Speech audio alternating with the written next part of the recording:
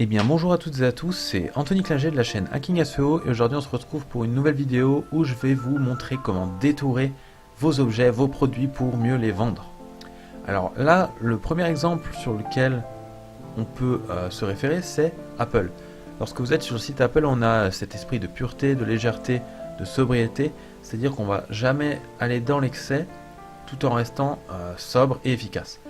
Là vous voyez que les produits sont totalement détourés et ont été implantés dans le site de telle sorte à ce qu'ils soient vraiment mis en avant.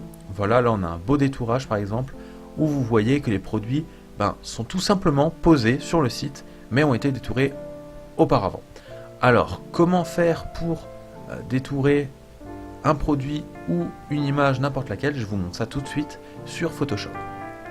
Alors là j'ai le premier exemple de détourer une image lorsque j'ai un fond uni, c'est-à-dire qu'il soit blanc, noir, rouge, vert, bleu, comme vous le souhaitez, facilement. Alors il faut savoir qu'avant, on n'avait pas trop les outils pour faire ça rapidement, si ce n'est la baguette magique, mais qui n'était pas encore top optimisé. Aujourd'hui, je vous montre un nouvel outil qui va vraiment vous faciliter la vie quand vous avez du détourage avec un fond uni. Alors, tout d'abord, je vais vous montrer qu'avec la baguette magique, ça marche également.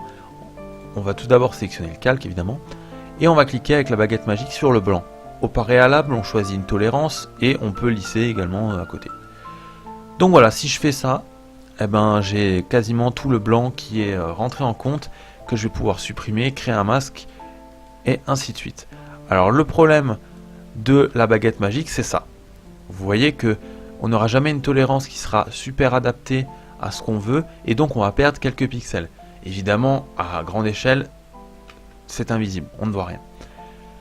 Alors comment remédier à ce problème? En utilisant tout simplement un autre outil. Alors on va pas utiliser le lasso ni la plume pour détourer ça, ce serait bien trop compliqué pour une image qui est déjà au préalable prête on va dire, parce qu'elle est déjà sur un fond uni. On va tout simplement utiliser un nouvel outil qui s'appelle la gomme magique. La gomme magique c'est un peu comme la baguette magique, sauf que c'est légèrement plus optimisé comme outil dans Photoshop. Donc pour obtenir cet outil, il faut les dernières versions de Photoshop, il me semble que c'est les 3 dernières versions qui l'ont, voire 4, je ne sais plus trop. Vous cliquez sur l'onglet gomme et vous allez choisir outil gomme magique. Voilà.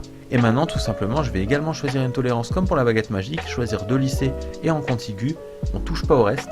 Et là on va tout simplement cliquer sur le blanc et vous voyez que la montre est détourée automatiquement en un seul clic. Et cette fois-ci on n'a pas la perte des pixels, vous voyez que même là les pixels qui étaient légèrement opaques le sont toujours, ne sont pas perdus comme sur la baguette magique. Donc voilà pour le premier outil qui est la gomme magique qui va vraiment être utile lorsqu'on veut détourer rapidement et facilement sur fond uni. On va passer maintenant à un détourage un peu plus sérieux, un peu plus compliqué. Donc admettons vous n'avez pas les moyens d'avoir déjà des images comme celle-ci, comme celle d'avant qui était déjà une image un peu détourée on va dire. Alors admettons vous recevez une montre et vous voulez la mettre en vente sur votre site. Alors le plus simple évidemment c'est d'avoir un fond plus ou moins uni, même si vous avez par exemple un tapis noir, un tapis vert ou quelque chose comme ça. Vous posez la montre dessus, vous la prenez en photo, elle sera beaucoup plus simple à détourer comme on l'a vu avant. Mais lorsque vous avez, je sais pas, la flemme de prendre une photo de qualité, ça peut arriver, bon c'est pas très logique si vous voulez bien vendre, on peut arriver à ce résultat là. Là on a tout simplement une montre qui est posée sur une table en bois avec un objectif qui apparaît à droite et quelque chose en cuir en haut à gauche. Donc comment enlever ça et obtenir juste la montre pour la mettre en avant sur notre site, quand on veut l'incruster par exemple? C'est très simple, on a deux possibilités cette fois-ci. On va soit utiliser le lasso, à savoir le lasso polygonal et le lasso continu, soit utiliser la plume. Je privilégie à 100% la plume tout simplement parce qu'elle est beaucoup plus efficace dans les arrondis, dans la précision. Donc pour moi, pas de question, c'est la plume. On fait bien attention avant de commencer à détourer, à se faire chier pour rien, de cliquer sur tracer, parce que si on est en forme, même qu'on soit au milieu du détourage et qu'on se rende compte qu'on est en forme, si on passe en tracé, ça ne marche pas. Donc autant aller faire tout de suite tracer. On sélectionne le calque, on va zoomer, parce qu'il faut quand même un peu zoomer, et là on va commencer notre détourage. Alors comment ça marche le détourage à la plume? C'est très simple, on va choisir un point de départ, je peux très bien choisir, allez on va dire ici, le petit angle là du cadran, qui est juste ici, donc j'ai pas besoin de zoomer autant, voilà on va se mettre comme ça, hop, on va cliquer sur le premier point qu'on souhaite intégrer, donc c'est à peu près là, si je vois bien, oui là on a une partie qui est un peu transparente, mais ça fait partie de la montre. Là, on a notre premier point d'ancrage. On va aller cliquer sur un deuxième point d'ancrage. Donc jusque là, rien de compliqué, voilà. On a la parallèle, parfait. Et maintenant, les choses sérieuses commencent. On a un arrondi. Alors, c'est pour ça que je préfère la plume plutôt que l'outil lasso, c'est beaucoup plus simple. On va choisir tout d'abord un premier point sur l'arrondi, admettons ici.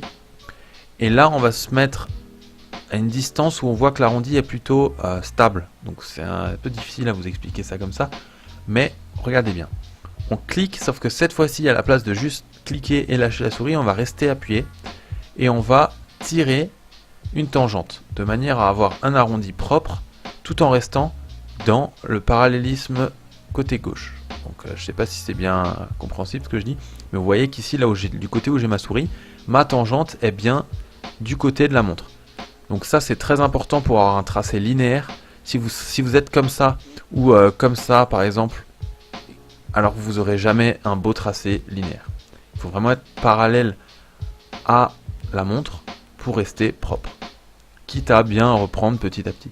Là, j'ai à peu près l'arrondi qu'il me faut, et lorsque je vais cliquer sur le prochain point d'ancrage, eh bien, vous allez voir que la transition va se faire plus ou moins automatiquement. Voilà, mon arrondi reste propre. Et ainsi de suite, on va créer des arrondis avec la tangente. Donc une fois qu'on a fait ça, on va tout simplement sélectionner l'image. Donc là, je vais faire comme si je l'avais détouré comme il faut. Je ne vais pas prendre tout le temps qu'il faut pour le détourer, c'est assez long. Donc je vais faire un truc très très grossier. Une fois que vous avez fini le détourage de toute votre montre, proprement, vous allez cliquer en haut sur sélection. Et là, rayon du contour progressif, vous mettez 0 ou 1, ça ne change absolument rien. Et vous cliquez OK. Là, normalement, vous aurez le contour et non pas la montre qui sera sélectionné. Vous n'aurez plus qu'à faire sélection, intervertir. Et là, vous aurez uniquement le contenu que vous avez détouré. Là, j'ai très mal détouré, donc forcément, vous voyez qu'il y a de l'espace à l'intérieur. Mais normalement, vous aurez que la montre si vous avez détouré comme il faut, en prenant soin de bien prendre tous les angles. Encore une fois, le détourage, c'est pas aimé par tout le monde, tout simplement parce que ça peut prendre du temps lorsque la surface d'arrière-plan n'est pas uniforme, mais encore une fois, ça fait la différence sur un site web.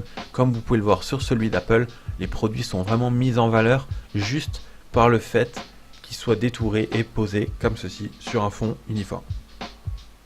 Donc j'espère que cette vidéo vous a plu, vous a appris quelque chose en matière de design et de technique pour détourer. Si cette vidéo vous a plu, n'hésitez pas à laisser un pouce bleu et à vous abonner à la chaîne. Je vous dis ciao tout le monde.